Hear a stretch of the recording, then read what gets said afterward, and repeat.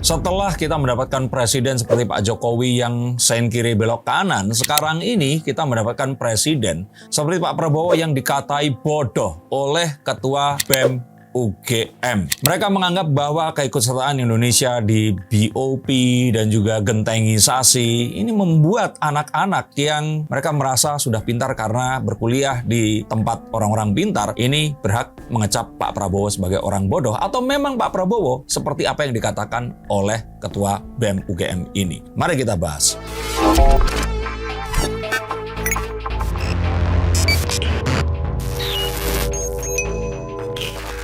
Halo Snajikers, kembali berjumpa bersama saya Denny Darko. Tidak ada yang namanya misteri, yang ada adalah tanda-tanda yang kita semua coba untuk mengerti. Apakah ini adalah hal-hal yang sporadis dan merupakan sebuah kebingungan dari seorang Prabowo Subianto saat beliau tiba-tiba join ke BOP, terus kemudian menyuruh gentengisasi, MBG ini belum kelar kontroversinya, sekarang malah mau ngirimin pasukan ke Gaza yang ini sempat diprotes oleh Bu Kony Rahakundini Bakri dan terus kemudian akhirnya dicap sebagai presiden yang nggak tahu mau ngapain.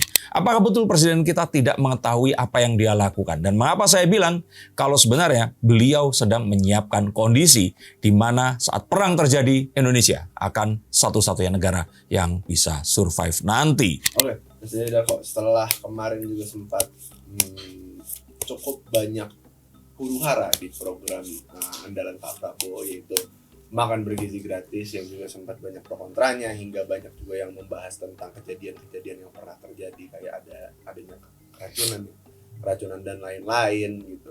Tapi sekarang Pak Prabowo mencanangkan program unik lainnya, di mana gentengisasi untuk mengganti seluruh rumah yang masih memakai seng sebagai atapnya itu menjadi genteng tanah liat. Menurut Mas Darko, apa ini?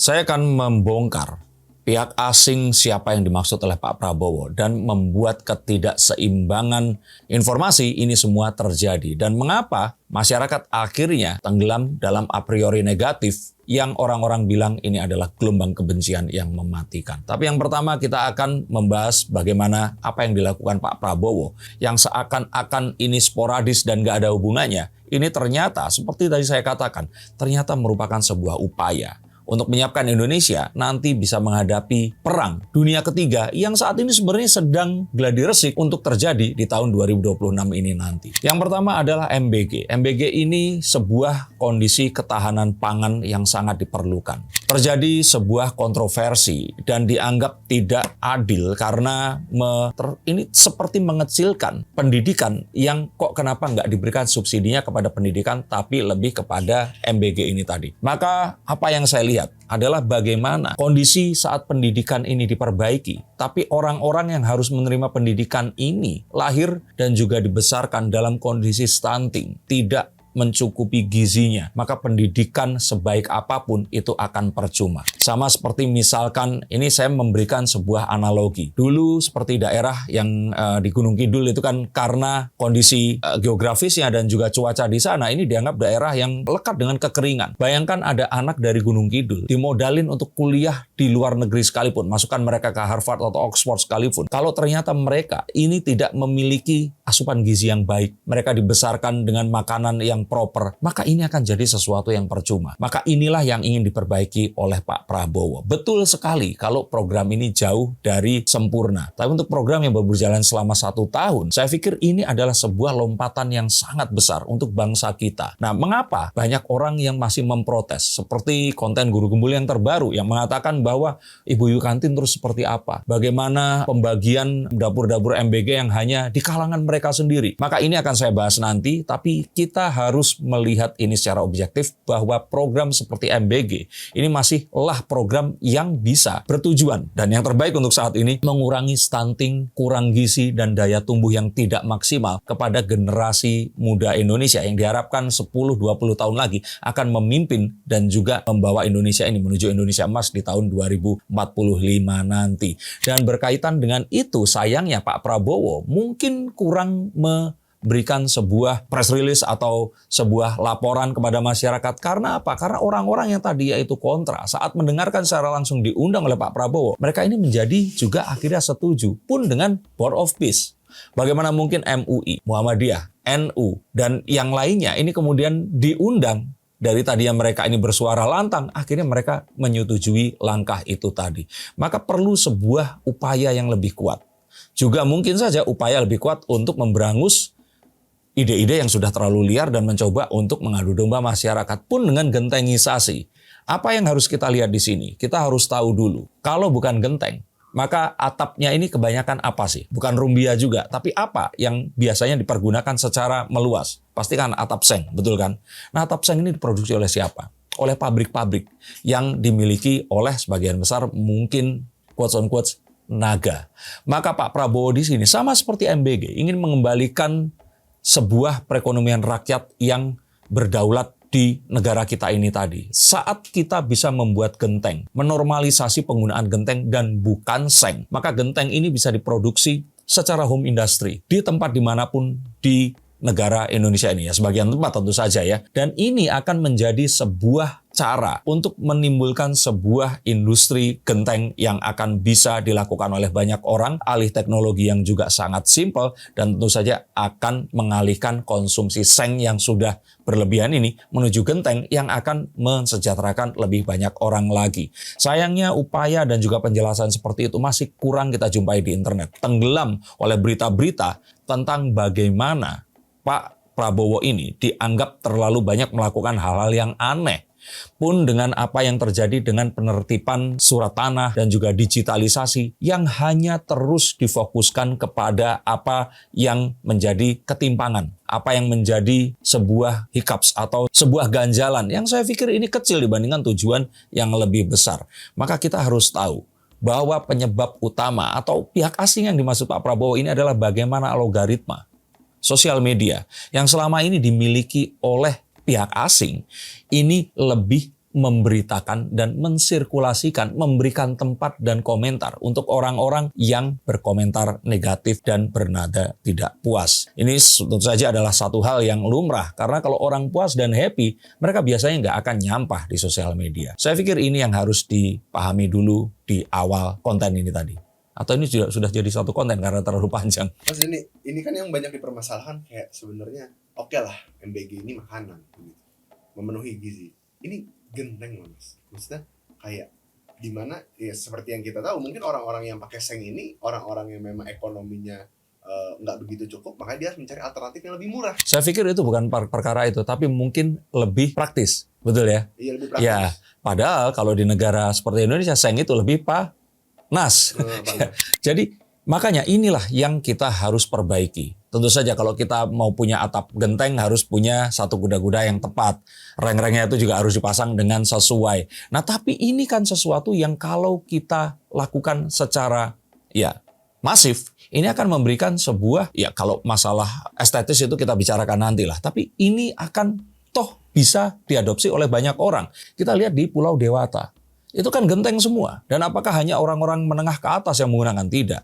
Sehingga saya pikir ini tinggal bagaimana budaya nanti akan dibuat. Tapi yang pasti akan mendistribusikan kekayaan. Karena nggak mungkin ada orang-orang di daerah yang bisa punya pabrik seng. Betul kan? Tapi kalau mereka memiliki industri genteng, mereka memiliki kerajinan genteng, ini sesuatu hal yang bisa dilakukan oleh banyak orang. Dan ini akan menggerakkan roda perekonomian dengan lebih banyak lagi di banyak tempat. Lantas seberapa besar skala si gentengisasi ini mungkin kalau kita bilang akan dieksekusi oleh Pak Prabowo? Karena seperti yang kita tahu, MBG saja sudah cukup untuk memakan APBN negara Indonesia ini. Saya pikir nantinya apapun itu, saat itu sudah berjalan sendiri.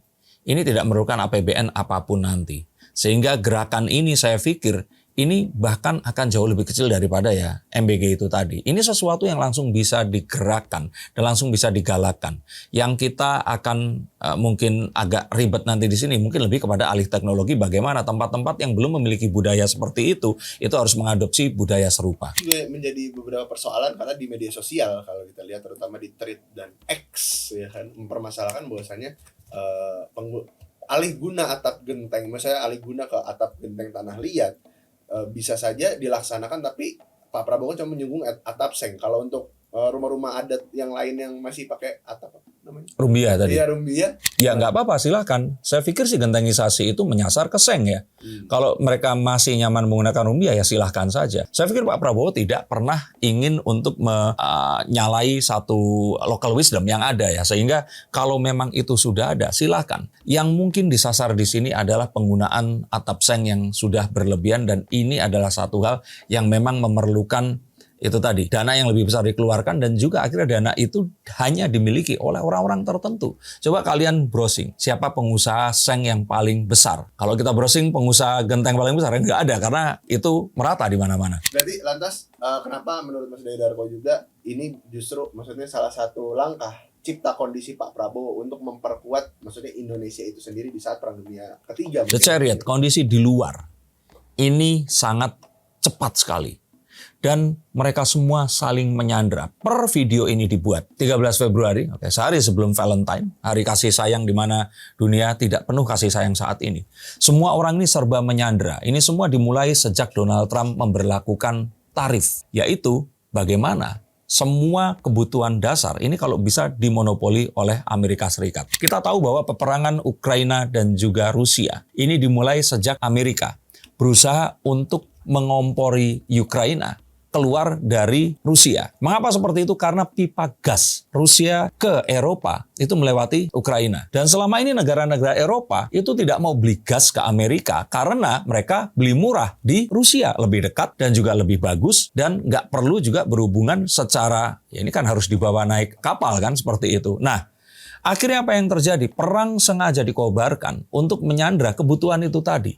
Bahkan per hari ini kita takutkan ada ratusan ribu penduduk Eropa nanti akan kedinginan. Di musim dingin di tahun 2026 yang ternyata ini bergeser dan lebih dingin daripada sebelumnya. Oke, ini kita lihat Jakarta aja sekarang rasanya nggak sepanas dulu. Dan kita tahu kemarin setelah sekian tahun Tokyo akhirnya turun salju.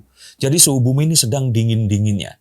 Dan bagaimana nanti kalau ternyata hal seperti itu bisa terjadi di mana Amerika nanti itu menutup akses dari Rusia keluar melewati Ukraina, sehingga orang harus beli gas itu ke Amerika, orang-orang Eropa ini tadi. Dunia saat ini dipengaruhi kondisi di mana kebutuhan dasar ini saling disandra dan harga dinaikkan semena-mena. Sedangkan di Indonesia ini bisa menutup perbatasan dan hidup tetap dalam kondisi sejahtera, mengkonsumsi apa yang tumbuh dan keluar dari bumi dan alam kita. Maka apa nikmat Tuhan yang akan kita dustakan lagi? Dan ini adalah kondisi yang kita harus mulai pelajari. Jika ternyata kita nanti tidak bisa mengimpor kedelai dari luar negeri, mengimpor beras dari luar negeri, gula dan sebagainya, ketahanan pangan, ketahanan papan, dan juga sandang yang kita harus kuatkan, ini akan sangat berpengaruh terhadap peperangan yang akan terjadi. Syukur-syukur karena adanya peperangan, kita akan menjadi negara pengekspor hal-hal itu tadi. Menurut Mas Darko, ini kan antara MBG ke Genteng sebenarnya ya sama-sama perputaran ekonomi maksudnya dari sentral untuk memeratakan ekonomi ke daerah-daerah. Cuma maksudnya kenapa dimulai dari MBG ini lompat ke Genteng? Kenapa nggak hal-hal lain seperti mungkin kalau kita bicara sandang ya ada brand-brand bahasanya kayak pakaian-pakaian lokal atau gimana lah pokoknya, intinya kenapa Genteng gitu mulai setelah itu? Saya pikir Pak Prabowo di sini melakukan pendekatan tanpa konflik. Dan ini sesuatu yang juga diwariskan dari Pak Jokowi sebelumnya. Maka ini yang kalau menurut saya itu less konflik. Dia tidak menyasar ke hal-hal yang di mana para oligarki ini itu memiliki kepentingan dulu. Makanya kan setelah gentengisasi, 5 oligarki besar, ini ada Grup Salim, ada Aguan, ada juga 5 Garibaldi Thohir juga, itu datang ke menemui Pak Prabowo untuk ya mereka ngobrol. Karena saya yakin mereka pasti memiliki bisnis-bisnis di hal-hal yang didisrupt oleh Pak Prabowo ini tadi. Maka saya pikir Sandang ini akan menuju yang berikutnya, ini bisa saja ini akan ke Sandang. Karena kita melihat bahwa Pak Prabowo ini cukup bijak. Bahkan kemarin pun beliau tuh katakan saat menemui para oposisi, oposan ini datang ke istana, dia sampaikan, saya sudah memiliki nama-nama pengusaha-pengusaha yang nakal nih. Nah, pengusaha nakal ini ada 3 hal. Yang pertama adalah diperingatkan dulu. Peringatkan untuk jangan nakal, membayar pajak mereka, dan berusaha untuk tadi, ayo bantu gue nih untuk memberdayakan masyarakat Indonesia. Kalau mereka setuju, Pak Prabowo tidak akan perkarakan. Kedua, jika mereka tetap nakal, akan diberlakukan sebuah tindakan hukum, menyita, merampas, dan sebagainya. Tapi jika mereka ternyata tetap membangkang, maka Pak Prabowo akan tidak punya pilihan dengan mengumumkan siapa mereka dan membiarkan netizen dan rakyat Indonesia menghukumnya. Ini hal yang disampaikan oleh Pak Said Didu saat beliau diundang dan disampaikan saat wawancaranya di depan Rosiana Silalahi atau Rosi. Maka ini adalah saat di mana kita mendapatkan presiden yang paling satset, paling update. Jangan sia-siakan dan jangan perkarakan ini semua. Yang ingin saya katakan adalah semua hal jika dicari kelemahannya pasti akan muncul. Saya melihat video terakhir Pak Guru Gembul terhadap MBG yang saya pikir ini satu pendekatan yang semuanya tepat, semuanya bagus. Protesnya ini faktual. Tetapi apakah ini sesuai? Apakah ini kalau orang Jawa bilang benar itu bukan pener? Saya bilang ini ora bener, ini nggak pas. Karena jika kita memperkarakan, kalian bisa nonton videonya, kita memperkarakan MBG, maka kita sama dengan memperkarakan subsidi BBM. Coba kalian cari tahu sendiri mengapa seperti itu, atau jika kalian tidak cukup mengerti, saya akan coba bahas di konten yang berikutnya. Tapi pesan dari saya, ingat di luar negeri dalam kondisi yang tidak baik-baik saja. Dan kita sedang berusaha untuk berdiri di kaki saya sendiri. Jika kalian ingin mengetahui pemikiran saya dan bagaimana hal seperti ini ingin saya sebarkan, tonton juga video saya. Bagaimana kita berhak dan harus independen mengelola kekayaan alam kita dan tidak disetir oleh orang-orang yang ingin menghancurkan Indonesia. Tonton video yang satu ini tentang bagaimana kita harus mengelola sumber daya alam kita dan juga tuliskan komentar di bawah sini apa yang harus saya bahas ke depannya agar tidak hanya kebencian yang disebarkan di sosial media, tapi juga optimisme dan keinginan untuk merekonstruksi ulang bangsa Indonesia ini. Terima kasih, sampai jumpa dan salam.